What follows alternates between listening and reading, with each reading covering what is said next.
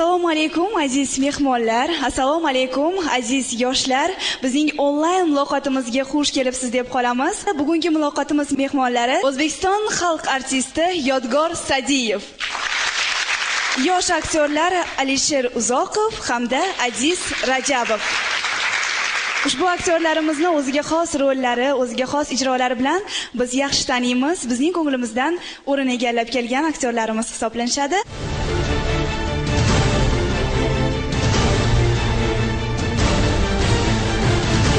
Albatta, muloqotning o'ziga xosligi shundaki, suhbat w.kamolot.uz saytidagi forum orqali bo'lib o'tadi va bizda hozir savollar mavjud. Yodgor aka, oilani boshqarishda sizning usulingiz qanday?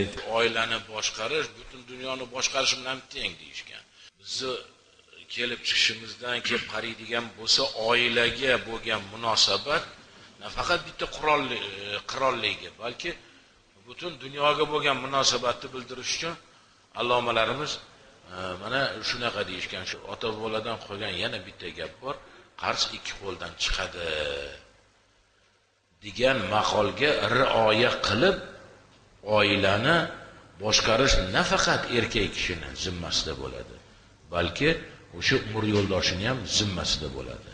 Ikkalovligi bir yoqadan bosh chiqazib deydimi, o'sha bir-biriga ko'ngilni topib, bir-birini gapini tushunib, ana bundan keyin o'sha oilani boshqarishga o'tiladi degan gap. Shundagina o'sha oila mustahkam bo'ladi. Ikkita insonning orasidagi sevgi, muhabbatni o'zi yetmaydi. Men seni yaxshi ko'raman yoki menga yoqadi bu degan gap bilan ish bitmaydi, deyapman. Bu o'sha tabiatga ham bo'lgan muhabbat, yaratganga ham bo'lgan muhabbat, atrof muhitga bo'lgan muhabbat. Qolaversanglar o'sha sevgi. Ana shu narsadan mustahkamlanadi bu narsa. Har bitta oila agarda o'sha bizani shu vatanimizdagi har bitta oilamiz mustahkam bo'lsa, menimcha yurtimiz ham shunga qarab nima deydi, mustahkam va tinch bo'ladi deb o'ylayman. Shuning uchun men fikrim nima deydi, hammamiz harakat qilaylik, oilamiz mustahkam bo'lishiga va shundagina bizning yurtimiz ham mustahkam bo'ladi deb o'ylayman. Rahmat. Samarqanddan Jasur Rahmonov, sizning fikringizcha oilada ayol faqat uy ishlari, bola tarbiyalari bilan shug'ullanishi kerakmi yoki u jamiyatdagi faol insonlardan biriga aylanishi kerakmi? Yo'q, ayol kishi faqat uyda emas. Lekin birinchi galda uyini joyini masalan ozoda qilib, uyini tinch qilib, masalan ishlagani ham ma'qul men uchun. Chunki u shaxs sifatida masalan rivojlanishi kerak. Bunda uy kelganda eri bilan bir muloqotda bo'ladigan har xil bo'lish kerak, mavzularda gaplasha olish kerak. Ikkalasi masalan xotin ikkalasi bir-biri bilan qiziq bo'lish kerak, muloqot bo'lish, suhbatlanish.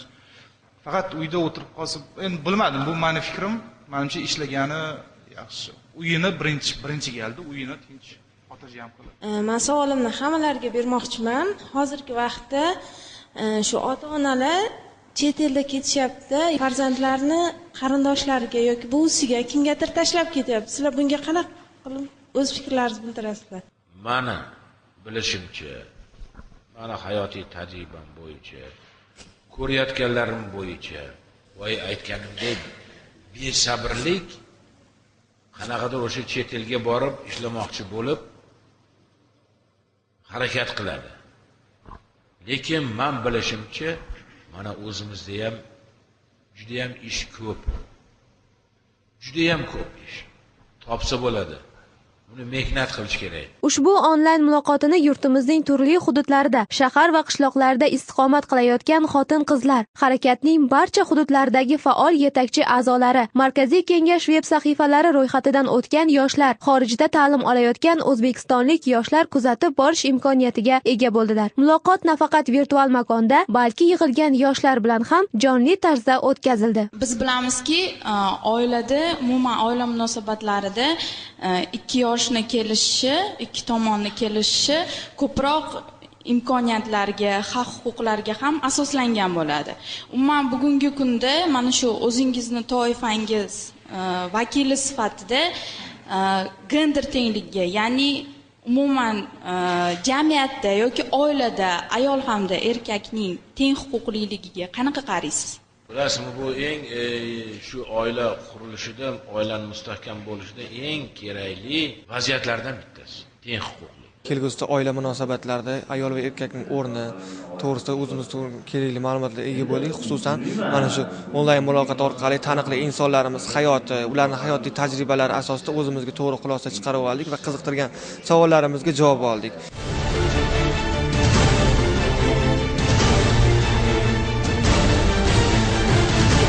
Ushbu onlayn muloqoti yoshlar uchun ancha qulaydir. Buni biz kompyuterlarimizga kelib tushgan turli shakldagi 4000 dan ortiq savollardan ham bilishimiz mumkin. Ushbu onlayn muloqoti olib borilayotganligi haqida 5 ta mahalliy, 10 ta xorijiy ijtimoiy tarmoqlarda reklama shaklidagi e'lonlar berib borilgan. Loyihamizning o'ziga xos jihati shundan iboratki, aynan hozirgi kunda yoshlarimizni qiziqtirayotgan savollarga javob topish bilan bir qatorda aynan yoshlarimizni axborot kommunikatsion texnologiyalar sohasida ham bir ko'nikmalarini rivojlantirish. Mana bizning respublikamiz bo'ylab har bir tumanda, har bir chekka qishloqlarda ham jamoatchi a'zolar bor, jamoatda o'zini safida faol ishtirok etayotgan yoshlarimiz bor.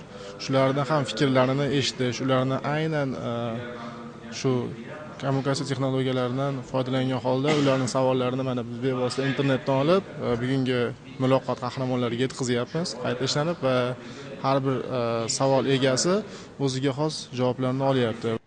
Oilada asosan farzandlarimizni tarbiyasi ayolga bog'liq. O'shanga qanday qaraysiz? Ayolimiz yoki o'qimishli bo'lishlari kerakmi yoki o'rtacha bo'lish kerakmi? Bolalarning tarbiyasiga uni oliy ma'lumotli bo'lish bo'lmasligining umuman ahamiyati yo'q. Oliy ma'lumotlikni misol uchun bolalarning o'zi keyin katta bo'lgandan keyin o'sha maktabda yoki bo'lmasa o'sha oliy o'quv yurtlarida o'qib ham o'sha yerda tarbiya ola oladi. Asosiy tarbiya men o'ylaymanki o'sha oliy ma'lumotli bo'lishgacha bo'lgan tarbiyani ayol kishi berish kerak deb o'ylayman. Samarqandlik yoshlar nomidan minnatdorchilik izhor etamiz va savolim har bir aktyorga degan ekanlar, Jasur Rahmonov, mustahkam oila tushunchasini 3 ta so'z bilan ifoda eting. 3 ta harf bilan ham ifodalasa bo'ladi. Mustahkam oila ifodasini ayol.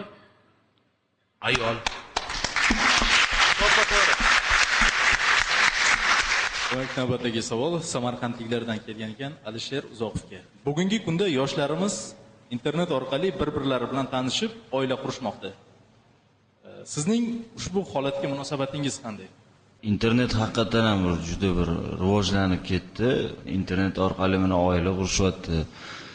Endi bilmayman, bunga munosabat qanaqa bo'lishi mumkin? Agarda internet orqali misol uchun tanishsa, misol uchun keyin ko'rishsa, agar o'sha bir-biriga yoqsa, shu to'g'ri kelsa, albatta oila qurishsa, menimcha hech qanaqa buni yomon joyi yo'q, lekin hozirda juda bir mana internetda internetshunoslar qo'shtirnoq ichida shunaqalar ham ko'payib ketdi-da, haligi aldab, boshqa qilib, misol uchun boshqa odamning nomidan kirib o'tiradigan anaqalar ham ko'payib ketdi. Shuning uchun ham bir hushyor bo'lish kerak deb o'ylayman. Lekin agar shu internet orqali o'sha tanishib, undan keyin albatta bu internet orqali tanishib bo'ldi, men sizga uylanmasa bo'ldi, men ham sizga tegaman demasa kerak, ko'rishsa kerak, ozgina gaplashsa kerak.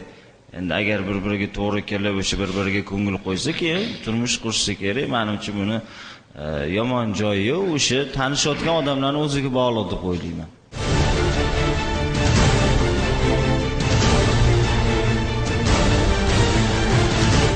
Hozir bir savol kelibdi, mana shu savolni sizga berishga joiz deb bildik. O'zbekistonda suratga olinayotgan filmlar orqali oila muqaddasligini yoshlar qalbiga singdirish va bu orqali oilalarni mustahkamlash borasida yangi filmlar suratga olinishi rejalashtirilganmi degan savol. Jamol Nosirov yuboribdilar ushbu savolni. Bu yil endi o'sha mustahkam oila yiliga men bilishimcha hozir 4 tami 5 ta film, ayniqsa O'zbek kino milliy agentligi tomonidan olinyapti. Endi hali xususiy studiyalarda ham olinayotgan bo'lsa kerak. Shaxsan men o'zim ham xudo nasib qilsa mana shu mustahkam oila yiliga filmni mo'ljallab qo'yganmiz. 2 ta 3 ta ssenariyim bor. Albatta shulardan bittasini mustahkam oila yiliga bag'ishlab suratga olish niyatimiz bor. Bu niyatga ancha yaqinlashib qoldik. Sanjar Shodiyev suratga olgan Jigarbandim degan filmi ham mana shu mustahkam oila yiliga bag'ishlangan filmlardan bittasi. Chunki o'sha oilani mustahkamligini negizi nimadaligi haqidagi film bu. Haligi Jigarbandim degan film ham. Men o'zim mana shu oladigan filmlar olmoqchi bo'lgan filmimda bitta rol o'ynash niyatim yo'q emas. Bu ham bor. O'zim o'sha rejissyorlik qilib shuni olish niyatim bor. Keyin mana bu ikkita go'zal yigitlarimizni ham ko'z ostiga olib qo'yganman. Ishlash niyatim yo'q emas. Buni ham aytib o'tishim kerak.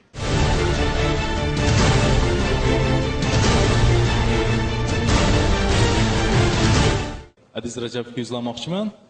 Siz mana hali uylanish arafasidasiz. Qiz tanlaganda, ya'ni o'zingizga turmush o'rtoq tanlaganda bugungi o'sha qizlarimizning qaysi fazilatlariga ko'proq e'tibor berasiz? Buni aspektlari, fazilatlari juda ham ko'p. Har bir odam uchun individual ravishda shu asosiysi shular. Kam gap bo'lishi kerak, menimcha, tarbiyasi yaxshi bo'lishi kerak, chiroyli bo'lishi kerak, odobli. Shu. Endigi savol Facebookdan kelibdi. Ahmadjon Ahmedov yuboribdilar. Yodgor Sadiyevga hozirgi kundagi yoshlarning oilaga bo'lgan munosabatlarda oldingi davr yoshlaridan farqi bormi deb. Hozir mana ko'ryapmiz oilaga bo'lgan munosabatni aynan yoshlar nuqtai nazaridan farqi bormi? Ya, albatta farqi bor. Albatta farqi bor. Bu haligi farqi oldin yaxshi edi, hozir yomon degan niyatda emas. Hozir yoshlarimiz ilgari ko'pincha o'sha ona, xola sovchilik qilib borib uylanardi. Hozir yoshlar o'zi tanlayapti. O'zini, oilasini o'zi tanlayapti. Endi hali sovchilik ham bu ham qanaqadir bir o'zini gashti bor, u sovchi bo'lib borish. Albatta bu tanlaydiki, keyin ayajon mana shu yerda mana shunaqa qiz bor deb qo'yishi ham mumkin. Hozir shu huquqqa ega yoshlarimiz. Biz ilgari ayta olgan emasmiz. Mana ochig'ini aytyapman. Men bunaqa qiz bor deb aytgan emasmiz. Iymanganmiz bu masalada. Shu o'zimizni ko'nglimizni ko'rsatish juda ham mushkul bo'lgan. Xuddi shundoq qizlarimizda ham juda ham mushkul bo'lgan. Menga o'zbek qizlarimizni mana hozir Adiz aytgan o'sha o'zbek qizlarimizning fazilati juda ham yoqadi menga. Ibosi, iymoni, insofi. Menimcha butun dunyoda bizni o'zbek qizlaridagi o'sha iymonga, insofga, go'zallikka, latofatga boy bo'lgan yagona meni millatim bo'lsa kerak deb o'ylayman-da. Yagona. Shuning uchun qizlarimiz shu narsani hech qachon esligidan chiqarishmasin. Hech qachon. Shu oila qurishda ham, umr yo'ldosh tanlashda ham ko'ngil degan narsa bor.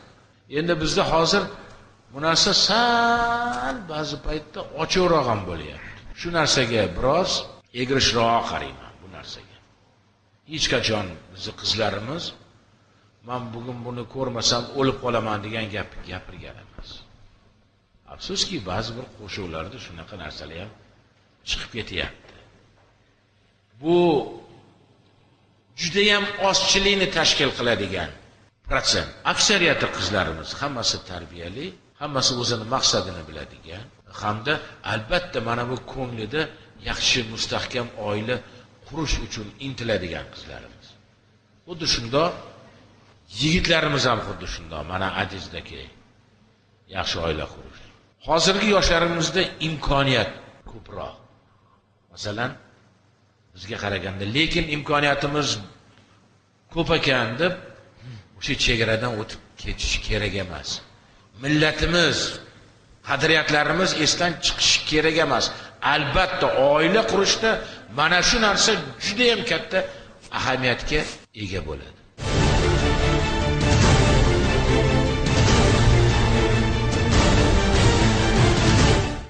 hozirgi bizda bo'lgan qaysidir bir muammolarimiz aynan oila masalasida, oilaning mustahkamligi, oila qurish masalasida bir bo'ladigan aniq bir faktlar bilan keltirilgan san'at asarlari dunyoga kelsa, menimcha yaxshiroq bo'lardi. Chunki tomoshabinlarimiz endi oila quraman degan yoshlar aynan shu narsani ko'rib to'g'ri xulosa chiqarishadi va yo'l qo'yayotgan xatoliklarni menimcha qilishmasa kerak deb o'ylayman. Yoshlar sizlar baxtlisizlar bir tarafda.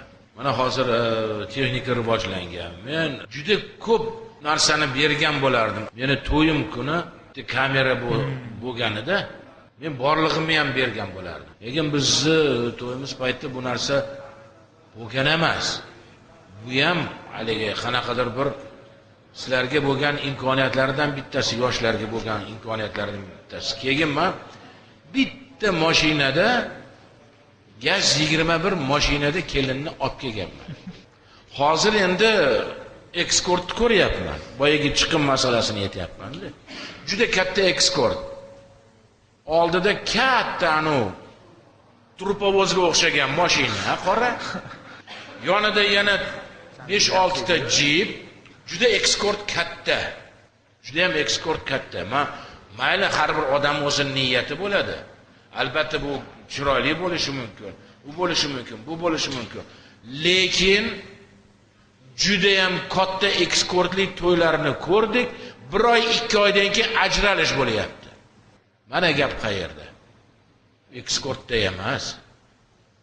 Bitta bizga o'xshab gaz 21 da olib kelib 30-40 yil yashasa ham bo'ladi demoqchiman. Ko'z tegmasin.